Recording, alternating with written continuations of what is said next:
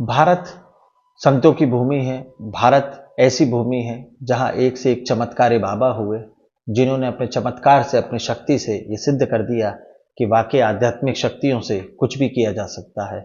आज हम ऐसे ही संत की बात करने जा रहे हैं।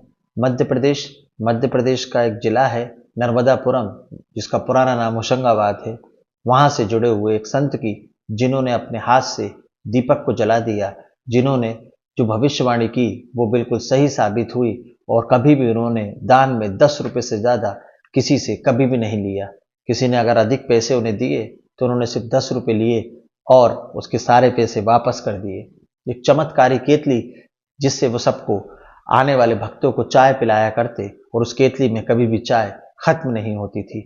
नमस्कार, आदाब, सत श्री अकाल। आप देख रहे हैं प्रदीप स्टोरी, और एक नई और सच्ची जीवनी के साथ एक ऐसे संत की कहानी जिसे सुनकर आप भी स्पंद रह जाएंगे और आप भी सोचने पर मजबूर हो जाएंगे कि वाकई भारत में ऐसे चमत्कारी संत भी हुआ करते थे। मैं एक ऐसे महान संत की बात करने जा रहा हूं जिन्होंने अपने जीवन में जितनी शिक्षाएं ग्रहण की उतनी कम है। हम बात कर रहे हैं संत सियाराम बाबा की। प्रदीप स्टोरी के पूरे यूट्यूब परिवार की तरफ से मैं प्रणाम करता हूं बाबा को, और नमन करता हूं और अपनी श्रद्धांजलि अर्पित करता हूं, और नमन करता हूं ऐसे तपस्वी, भक्ति, परोपकारी बाबा को, जिन्होंने अपने प्रभाव से लाखों लोगों को नर्मदा के किनारे आशीर्वाद दिया और हमेशा आने जाने वाले राहगीरों की मदद की, समाज के कल्याण में योगदान देते रहे। उनका असली नाम शायद ही किसी को पता हो, लेकिन उनकी भक्ति और दिव्य तपस्या और दिव्य रूप में प्रसिद्ध कर दिया। 11 दिसंबर 2024 को, जिस दिन मोक्षदा एकादशी थी, उस दिन उनका देव लोक गमन हुआ, और इससे पहले ही वो भक्तों को कह चुके थे, वो एक भविष्यवाणी कर चुके थे कि मैं मोक्षदा एकादशी के दिन देवलोक गमन करूंगा। उनकी तपस्या की गूंज हमेशा हमारे कानों में गूंजती रहेगी, नर्मदा के घाटों पर गूंजती रहेगी। बाबा जी का जन्म 1933 में हुआ था। 17 वर्ष की आयु में उन्होंने गृहस्थ जीवन को छोड़ दिया और आध्यात्मिक रास्ते पर चले गए। कई वर्षों तक तीर्थ यात्रा करते रहे, और अंत में नर्मदा नदी के तट पर उन्होंने अपनी तपस्या शुरू की। एक ऐसी कठिन तपस्या जिसमें वो 12 साल खड़े रहकर मौन व्रत किया। जो भी क्रियाएं करते, खड़े खड़े करते, और जब मौन टूटा तो उन्होंने पहला शब्द बोला, सियाराम, और यही उनकी पहचान बन गई, और फिर वो सियाराम बाबा के नाम से जाने जाने लगे। सियाराम बाबा का जीवन बहुत ही साधारण था, लेकिन उन्होंने जो कार्य किए वो सारे कार्य असाधारण थे। नर्मदा के तट पर अपनी साधना में वो मग्न रहते और 21-21 घंटे तक रामचरितमानस की चौपाइयों को पढ़ते थे। उनका विश्वास था कि तप, त्याग और जीवन में त्याग से सच्चा अर्थ मिलता है। 70 वर्षों तक श्री रामचरितमानस का पाठ किया, उसकी चौपाई का जाप करते, केवल साधना में लीन रहते। साधना उनके जीवन का बहुत बड़ा हिस्सा, दिनचर्या बन चुकी थी, और इस सादगी के कारण ही वो दूर दूर तक प्रसिद्ध हो गए थे।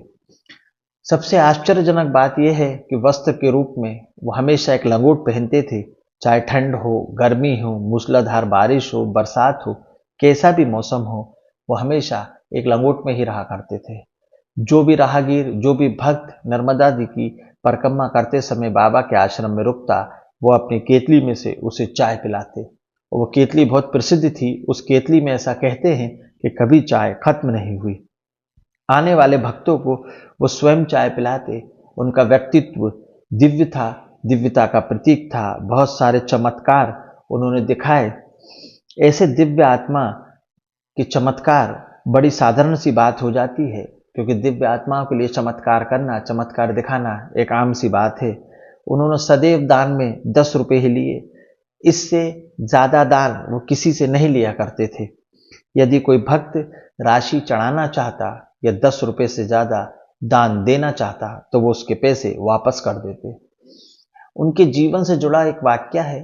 विदेश से कुछ लोग आए और उन्होंने बाबा को एक बहुत बड़ी राशि दान के रूप में देना चाही। बाबा ने केवल 10 रुपए उस राशि में से लिए और बाकी सारी राशि उन विदेशियों को वापस कर दी। बाबा ने नर्मदा जी के घाट की मरम्मत के लिए 2,57,00,000 रुपए से भी ज्यादा रुपए दान दिए और मंदिर के शिखर के लिए भी कई पैसे अधिक राशि उन्होंने दान दी। ये वही राशि थी जो वो लोगों से दान के रूप में 10-10 रुपए लेकर इकट्ठा करते थे और जो भी पैसा इकट्ठा होता उसे नर्मदा जी के घाट के उत्थान के लिए और मंदिर के निर्माण के लिए दान कर देते। इसलिए सियाराम बाबा चमत्कारी संत के रूप में जाने जाते हैं। कुछ समय पहले उनका एक वीडियो सोशल मीडिया पर बहुत तेजी से वायरल हुआ था, जिसमें बाबा बिना माचिस के अपने हाथों से दिया जलाते हुए दिख रहे थे। उनके भक्तों का, उनसे जुड़े हुए लोगों का यह कहना था कि योग साधना के माध्यम से शरीर को इस तरीके से उन्होंने ढाल लिया था कि हर परिस्थिति, हर मौसम, हर स्थिति में वो अपने आप को अनुकूल रखते थे। उनका शरीर उस स्थिति के अनुसार हो जाया करता था। 11 दिसंबर 2024 को मोक्षदा एकादशी और गीता जयंती के पवित्र दिन उन्होंने अपनी अंतिम सांस ली। पूरे देश में, पूरे मध्य प्रदेश में, पूरे नर्मदापुरम, होशंगाबाद में एक शोक की लहर दौड़ गई। उनकी अंतरिम यात्रा में लाखों श्रद्धालु इकट्ठे हुए। नर्मदापुरम के नर्मदा घाट पर लोगों का सैलाब उमड़ पड़ा। पैर रखने को जगह नहीं थी, जिसमें मध्य प्रदेश के मुख्यमंत्री जी ने बाबा की समाधि को एक पवित्र स्थान बताया और उसके उत्थान के लिए घोषणा की। स्थल और पर्यटन केंद्र के रूप में परिवर्तित करने की घोषणा की।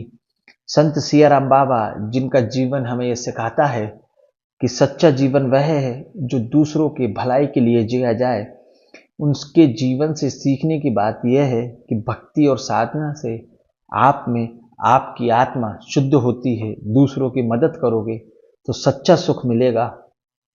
बाबा जी की जो समाधि है अब केवल समाधि नहीं है, बल्कि एक आस्था का प्रतीक बन चुका है, एक प्रेरणा का स्थल बन चुका है।